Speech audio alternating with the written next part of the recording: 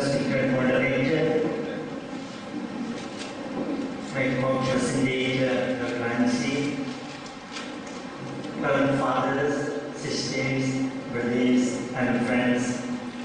I am very happy to be here this morning with a very short paper. I hope you all enjoyed the stay here. And the first day was also, I believe, was very beautiful. But there is hope the second day will be more beautiful than yesterday. I wish you all the God graces, God blessing for these sessions. Now I am giving a small topic to look at the priestly formation in that what is the role of the family. Therefore, for my paper, I have given a title this way: Grace Builds on Nature. This is a classical theological statement, and here I have taken these verses because of a particular thinking. Here the nature is the nature of the candidate who is coming for this priestly formation, and the grace, here I mean all that is given to him in the formation context. And the next would be the grace can work only on what is given. And therefore I have chosen this title, Grace Builds on Nature. I have prepared a paper rather long, but I will go through the important points and I will be finishing my talk. Present system of seminary formation began with the Council of Trent. Bishops were asked to open colleges where selected candidates should be given training for priestly life. Its program of studies, way of life, and means of support were also suggested by the council. Such colleges were envisaged as permanently fruitful seed bed. This is a Latin word, seminarium of the ministers of God. From this Latin word seminarium stems the familiar word seminary. The post-synodal apostolic exhortation of St. John Paul II, Pastores Dabo Obis, I give you shepherds. In that he writes, and a seminary is an ecclesial community which in its deepest sense a continuation in the church of the apostolic community gathered around Jesus, listening to his word, proceeding towards Easter experience, awaiting the gift of the Spirit for the mission. I wish to begin this discussion just mentioning the different stages of the formation of diocesan clergy. There are 4 stages. First one, formation in the minor seminary. Candidates aspiring for priesthood are introduced to the grand formative structure through orientation courses, language studies, skill development programs.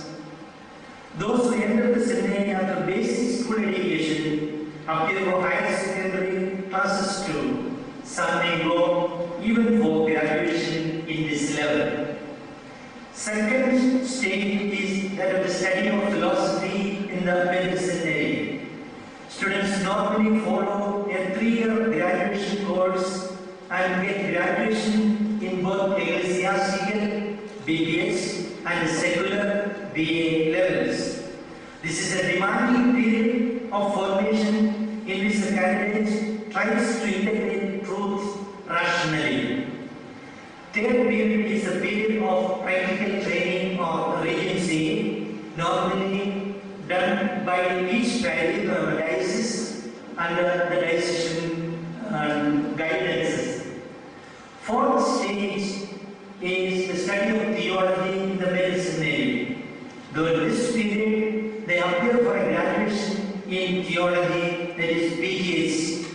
At the same time, they get involved in parish activities through Sunday pastoral services, catechetical classes, and youth ministry. There are 3 or 4 pillars in the seminary formation. This way, the pillars are determined after the publication of Pastor's Dabo Orbis. The 4 pillars are human formation, first pillar.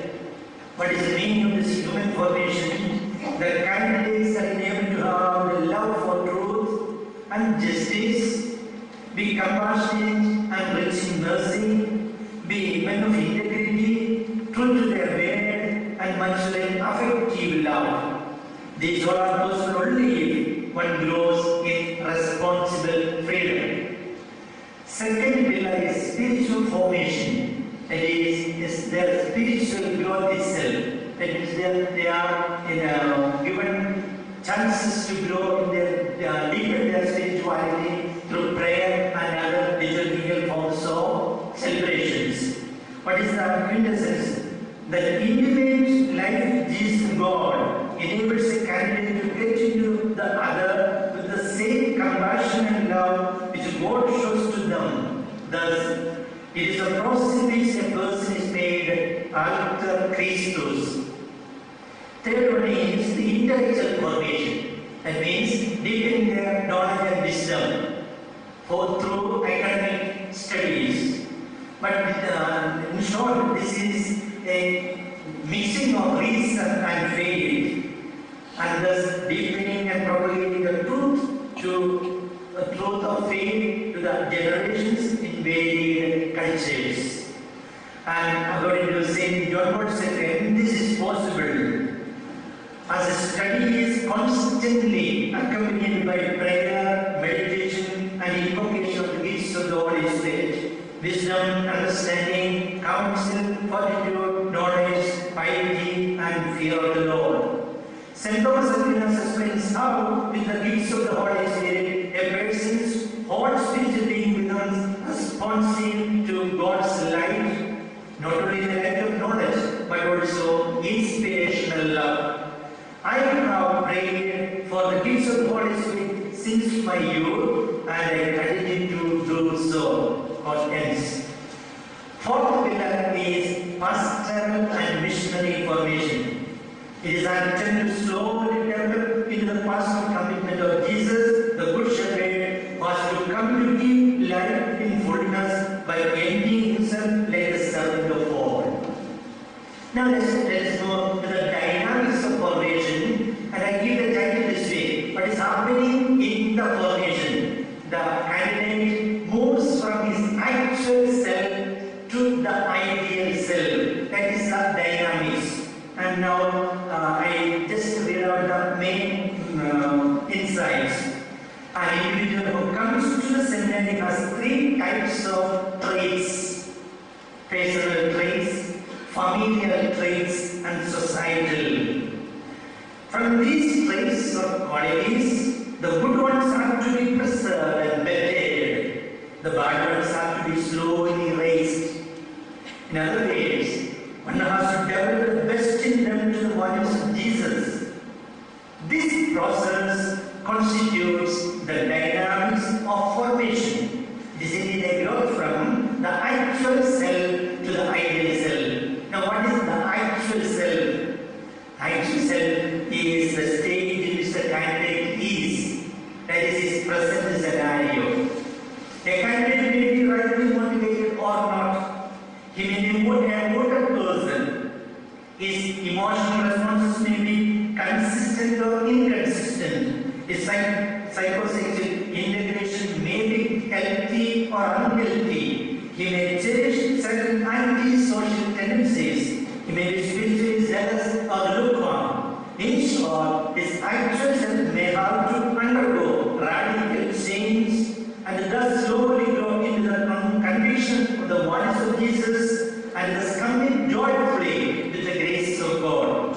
It is on this nature of the candidate that the grace has to function. Therefore, the title once again, Grace Builds on Nature. What is an ideal self to be done It is that stage to which the candidate has to grow his future scenario. A priest is a man of God for the people, keeping up integrity in his life. He has to be holy, find ample time for prayer, and be interested in others, thus become a self-emptying person for others. His faith-centered vision of life helps all. He listens to God and men, tries to dispense divine grace and wisdom in his life and activities. He is ever faithful to God and his commitment through the professed also simplicity, obedience, and celibacy. An ideal seminarian is one who is completely open to conversion and transformation. He allows the Holy Spirit and the Church to form Christ in him. Now we move to the C, what is the role of the family in seminary formation. St. John Paul II has instructed the family or requested the family to become what you are. Accordingly, it has to be a community of persons serving life, participating in the development of society, and sharing in the life and mission of the Church. Family is the bedrock of value system. An individual learns the basics of moral behavior in the family. The famous analysis done by the psychologist Lawrence Goldberg, he brings down the three important stages in the moral progress of a person. I just bring a short depiction here. First level, pre-conventional level, is derived from the birth to the 9 years of age. A child develops the self-focused morality. Morality is defined as obeying rules and avoiding negative consequences. Second is conventional level, from 9 to adolescence. The child develops an other-centered morality. Third level is post-conventional, that means the adulthood. We can therefore sum up to 2 years of age, one is living without any laws. That is said to be amoral stage, not immoral, amoral stage. Then living in accordance with the laws or directions of others. That is from 2 to 6, mainly with the laws of the parents. Then of the classmates, 6 to 10. Then of the authorities, 10 to 12. The laws of the societies are taken into consideration afterwards up to 15. Autonomous stage is the next one after 15 onwards. Then family as a domestic church is divided by the next presentator. Now what are these parents or the family members can do? Parents as models of Christian charity. The parents lead their married life as a code of God, reflecting on the God's love in their lives. They stay together, share together, and carry the burdens of life together. They move as if one lives for the other and for the whole family. This is the best example they can show in the family, a lesson they have learned from Lord's self-giving love. A candidate who is familiar with such a self-giving patronage lifestyle of the parents is following practically such a method in his future behavior. Next is process of accompanying our own children, our own sons and committed persons deciding for commitment as parents for the